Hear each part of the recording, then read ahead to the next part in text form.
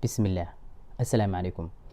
Walaalahayow Soomaalida waxay ku mahmahdaa gar waa loo wada islaam.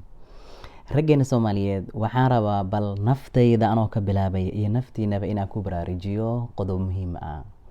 Sidaan la socono diinteena waxay noo sheegtay gabadha xaaska ah marka ninkeedu u baahdo sariirta oo ay isku diido in malaa'igtu lacnadaso ilaa uu raali ka noqonayo ama ilaa inta waagu ka baryayo.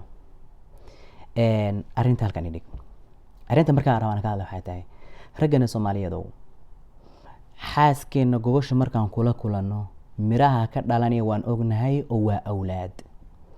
Awlaadiina Allah Rabbi Subhanahu wa Ta'ala wuxuu inoo sheegay inaan kala korino oo Ilaahay wuxuu yiri walwaalidaatu yurdicna awlaadahunna hawlayni kaamilayn.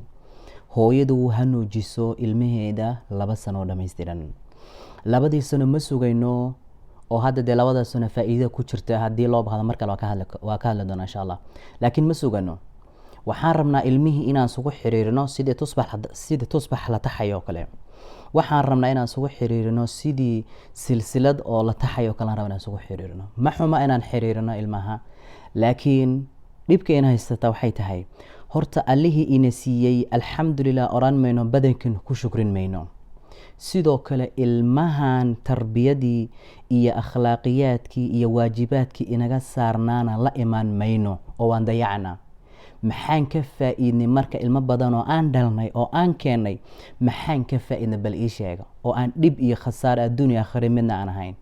Midada labaad soo taas ka dhalan maysa iyadana inaan maalin walba xaasaskeena u soo jiidno nacalad xagga Rabbi uga timaada taasoo ah in ay arrintan diido iyadoo og culayska badan ee ka dambeeya awgi. Raggeena Soomaaliyeedow Ilaahay aan ka cabsano.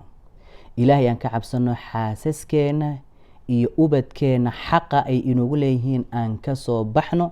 Ilaahayna uga cabsano mar walba oo aan tukanana Ilaahay aan ka barino in Ilaahay noo fududeeyo insha Allah. Allahna noo fududeeyo hana nagu asturo mas'uuliyadaas aan qaadano insha Allah ama hore u qaadnay. Assalaamu calaykum.